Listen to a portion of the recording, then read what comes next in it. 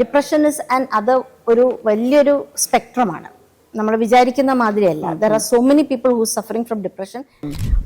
ഒരു കാലഘട്ടം കഴിഞ്ഞിട്ടുണ്ടെങ്കിൽ നമുക്ക് മാനസികമായിട്ട് നമുക്ക് പല കാര്യങ്ങളും നമുക്ക് ചെയ്യണം എന്നുണ്ടാകും. പക്ഷെ നമ്മുടെ ശരീരം നമ്മളെ അതിന് അനുവദിക്കാത്ത ഒരു ഘട്ടത്തിലേക്ക് പോവുകയാണ്. സോ അങ്ങനെ ആകുമ്പോഴത്തേക്ക് നമ്മൾ ഡിപ്രഷനിലേക്ക് പോകും. അത് ഡിപ്രഷൻ ഇസ് ആൻഡ് അതർ ഒരു വലിയൊരു സ്പെക്ട്രമാണ്. നമ്മൾ വിചാരിക്കുന്ന മാതിരിയല്ല. There are so many people who suffering from depression because of obesity and the associated factors along with it. പിന്നെ നമ്മൾ വേറൊരാളുടെ മേലെ നമ്മൾ ഈ ഒരു അസുഖം ഒബീസിറ്റി കൊണ്ടിട്ട് തന്നെ വേറെ പല അസുഖങ്ങൾ ഉണ്ടാകുമ്പോഴത്തേക്കും നമ്മളൊരു ഡിപ്പെൻഡന്റ് ആവുകയാണ്. നമ്മളുടെ ഫാമിലിന്റെ മേലെ ഡിപ്പെൻഡന്റ് ആവുകയാണ്. നമ്മൾ സൊസൈറ്റിക്ക് നമ്മളൊരു ബാധ്യതയായിട്ട് മാറുകയാണ്. അത് തീർച്ചയായിട്ടും നമുക്ക് ആവശ്യമില്ല. മാത്രമല്ല, ലോഞ്ചിവിറ്റി എന്ന് പറയുമ്പോഴത്തേക്കും ചുമ്മാ കുറെ കാലം നമ്മൾ ജീവിച്ചിരുന്നിട്ട് കാര്യമില്ലല്ലോ. You should have a proper quality of ലൈഫോട് കൂടിയിട്ട് തന്നെ വേണം നമ്മൾ ജീവിക്കാനായിട്ട്.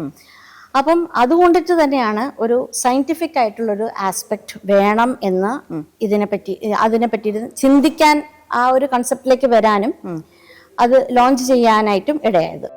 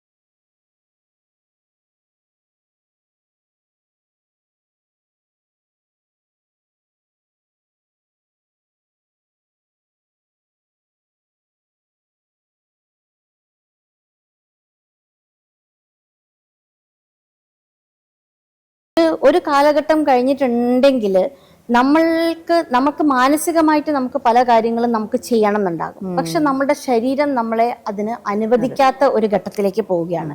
സോ അങ്ങനെ ആകുമ്പോഴത്തേക്ക് നമ്മൾ ഡിപ്രഷനിലേക്ക് പോകും. Obesity is very much connected to body shaming. അത് നമ്മുടെ സൊസൈറ്റിയിൽ നമ്മളില്ല എന്നൊക്കെ എത്ര പറഞ്ഞാലും ഉള്ള ഒരു സംഭവമാണ്. മാം എങ്ങനെയാണ് അതിനൊന്ന് നോക്കി കാണുന്നത്? തീർച്ചയായിട്ടും ഒബീസിറ്റി കാരണം ബോഡി ഷേമിങ് അനുഭവിക്കുന്ന കുറെ ആൾക്കാരെ നമ്മൾ കണ്ടുവരുന്നുണ്ട്. പണ്ട് നമ്മൾ കേരളത്തിൽ പറയുകയായിരുന്നു, നമ്മളുടെ കോൺസെപ്റ്റ് ഓഫ് ഒരു ബോഡി ബ്യൂട്ടി എന്ന് പറയുന്നത് സ്ലിം ആൻഡ് ടെൻഡർ ഒന്നുമല്ല, കുറച്ചൊരു കുട്ടി താറാവിനെ മാതിരിയൊക്കെ ഇരിക്കണം എന്നുള്ളതാണ്. പക്ഷെ ഇപ്പം അങ്ങനെയല്ല.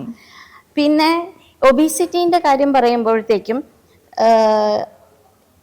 നമ്മളിപ്പം ഏറ്റവും കൂടുതൽ ഇമ്പോർട്ടൻ്റ് ആയിട്ട് നമ്മൾ കണക്കാക്കുന്നത് എന്താ? നമ്മുടെ ഹാപ്പിനെസ് ഇൻഡെക്സ് ആണ്.